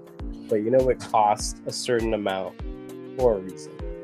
When you see things that the prices don't make sense, like personally, like this thing, it's $30. I don't think that this is worth $30. In my mind, I'm like, CGRB has to be losing money on this because this is just that good. But that's only my opinion. There could be people like, I hate button locks. I think button locks are absolute trash. I think for what this is and the marketing that's put into this and what it's for, I think it's absolutely appropriate. It's meant for everyday, minimal tasks. A ranch hand is not gonna. This shouldn't be nowhere near a ranch or a farm or a logging facility by any means. This is meant for office work. Sitting in your key bowl just to cut mail and things like that. So, and your lunch bag for work, or an extra one in your truck or your car or whatever. That's what this is meant for, and there's plenty of value in that. And I find just as much pleasure and excitement in the cheap and inexpensive knives as much as I do biting the bullet on an expensive knife. Because that's what it is to be an enthusiast. You don't always have to chase the fanciest stuff. So, but yeah, there are a lot of people that are like, just always getting like, just getting like salty about just the stupidest stuff, just creating scenarios in their own head about what they think someone is just based off of their appearance or what you may think of them. It's their perception. They look at whatever brand you built, whatever perception they have of that brand and of what you do, and then they say like, well, this is what I'm expecting you to say. And because of that perception, then they're going to respond on it. But like, taking it back to a couple of things you said there first, like, I think one, when you save up to get those $100 knives versus buying a $30 or $50 knife, there's less of a letdown, because like, I can spend $50 on a knife and I have less expectation for that knife because it was $30 to $50. When I spend $300 plus, if I spend $1,000 on a knife, I have a very high expectation, and if I'm let down, like, it's a very big loss. And then I think you hear about it so much more from people because their expectations are so high. When I buy a CGRB Pyrite, my expectations are not that high. I'm not expecting this to be anything like mind-boggling, breaking the internet kind of knife with action. So when I have this in my hand, I'm not looking for the most fine, minute details I'm looking for functionality. I'm looking for how it fits. I'm looking for the way that it cuts and how it'll work. But I'm not judging that the same way that I would my custom Ragnarok. Like I'm not at all judging that the same, because it's a completely different category. I don't go buy a 1995 Honda Accord and compare it to a 2025 Ferrari. Like I just don't. Like that's what we're doing here. You can't do that because you've got completely different expectations in how you do it. And also, like if you think about the way that you look at some of these things and look at some of these knives and how we collect them and stuff, like you said it, like we are collectors. So like I'm gonna buy something that I like. I'm not just gonna buy everything from every no-name China company, throw it out there. When you see these channels that are throwing every no-name channel out there, they're enthusiasts, they're collectors, but they're also like doing this as like they're monetized, they're getting money, and this is part of what they do. So I trust that they like knives. I also take everything they say with a grain of salt, because I know that a lot of these companies or a lot of these channels, they get these knives in and they're gonna say more positive things about them because this is how they make their money. If I'm buying something for myself, I'm looking at it differently than if it's in the past. Like if I get a knife through the Pass Around group, there have been maybe, I don't know, half a dozen to a dozen knives that I've had in the last month from the Pass Around group that I didn't make videos on because I wasn't excited about them. I just wasn't. And I was like, you know what? I don't have to make a video on this. I don't really want to make a video on this. I would just be making a video to make a hype video, and I don't want to do that. So I would like play around with it, cool, awesome, and then pass it on to the next person. I saw the post that you made about a Pass Around knife, and it's like, oh, when you think you're gonna get something new, but it's something you already checked. I was like, hey, when you think you're gonna get something new, but you've already seen the prototype, like, all right, cool. And I'm like, that's legitimate. I was like, cool, I'm actually really excited to see this knife. And then I opened it up and I was like, I've already seen this. It kills the fun part about it. It does. The child inside you that wants to experience something new and just a little bit, fresh to the eyes. And then it's like, oh, it's the same thing, or oh, this one has different scale, or oh, maybe this one has studs instead of a flipper. To some people that could be a world of difference, definitely, for deployment. But those are the things that kill me, where it's like, oh, hey, we've got another version of the Elementum. It's like, cool, awesome, it's the same knife. I don't need to see it anymore. Like, or hey, a while ago they came out with a couple different new versions of the chili pepper, Kaiser did, and then they started passing that around, and it came through, and I did a video on it. I was like, yeah, here's the chili pepper. Like, nothing has changed. It's just new steel and new scales. It's the same knife. It looks cool. I like it. I liked it originally. So, like, I'll say that. Night Crispy, thanks for hanging out. But it was different, and it wasn't anything exciting. And I think that's why, like I've definitely brought my videos down to like once a month or so now, just because I'm getting less and less excited about things. But I want to make sure that I don't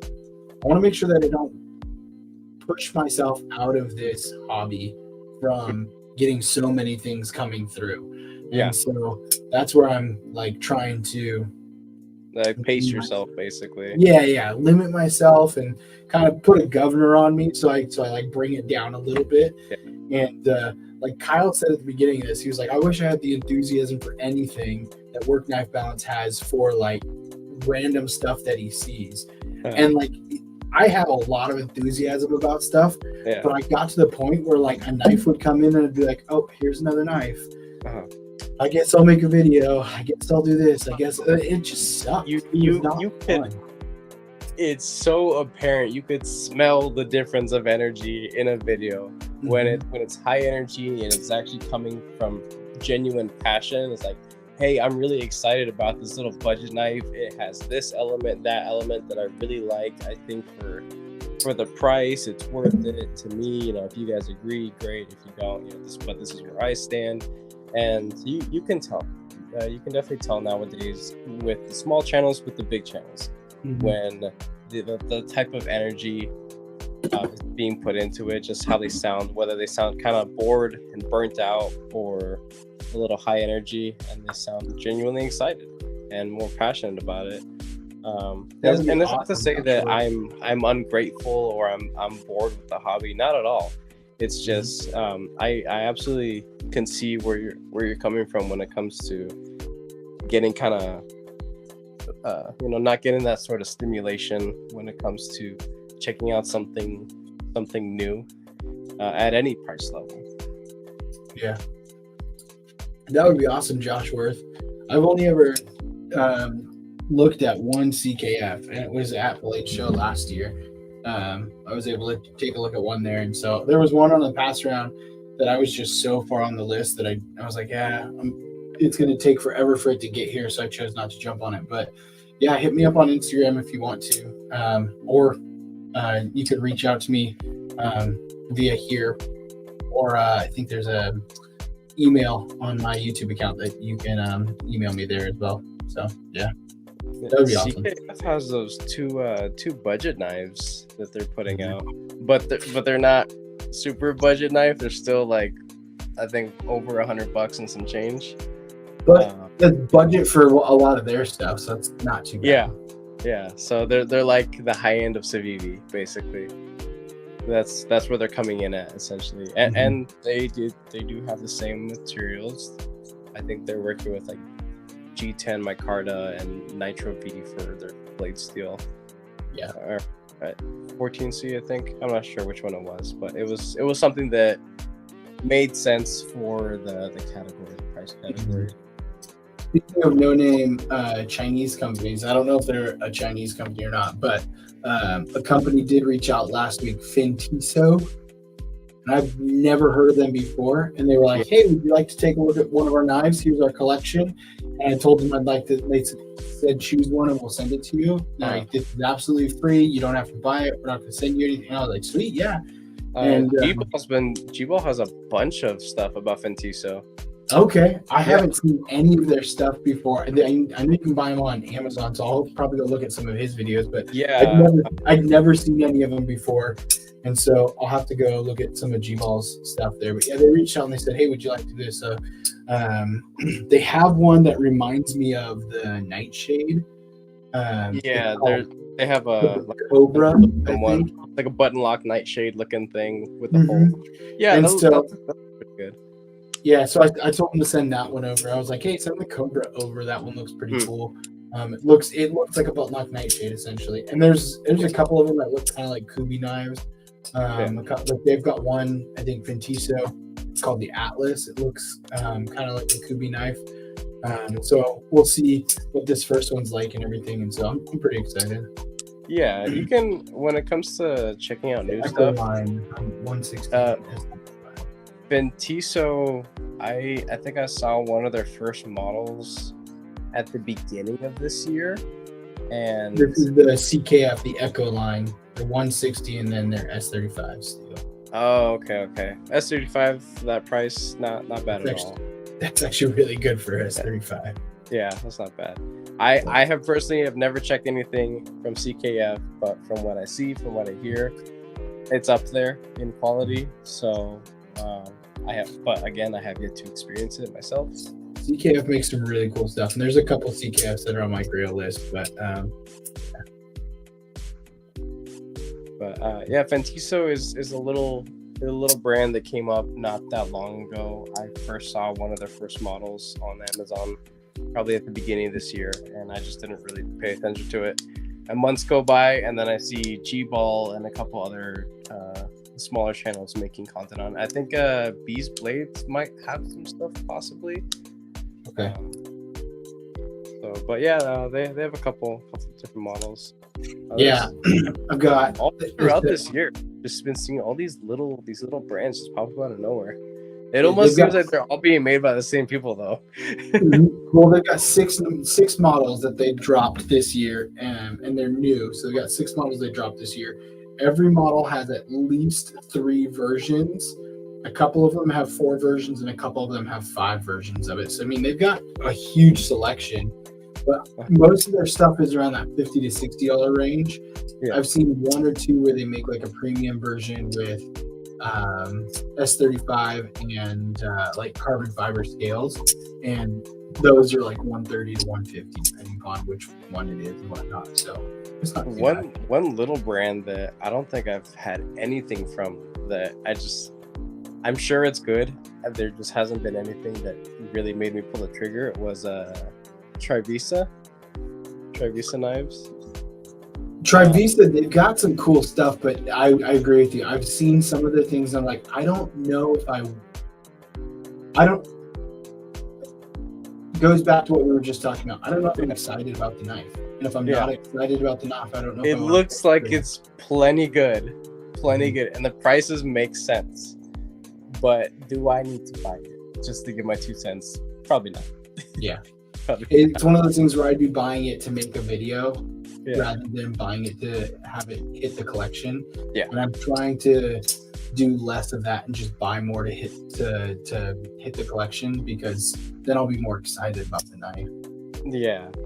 Right now, this is a time for me to not be spending as much anymore. So, yeah. So I need to be a little bit smarter with my spending for sure. All right. Well, we hit 11 o'clock, so I'm gonna go ahead and wrap it up because I got a long drive tomorrow. I still gotta pack all my stuff for the next 7 days tonight after we get off. So I gotta go upstairs and fold laundry and get my stuff packed for the. Fold laundry, just leave it on the bed and just sleep on top of it, man. Yeah, but I gotta pack it so I can take it with me tomorrow. Okay. Otherwise, normally I would just put it in like a laundry basket and just leave it there, and like I'll have a clean basket and a dirty basket. Yeah. My wife crazy. Who needs a closet? Exactly. So, but thanks for joining, Nathan. Appreciate it as always. Thank you everyone for hanging out tonight. We'll probably won't be back next Wednesday because I'll be out and around. But in 2 weeks, I will definitely try and jump back on again after things slow down and come together. There will be a YouTube post if I go live again. So appreciate everyone and all the support as always. Until next time, deuces. Good night, everybody.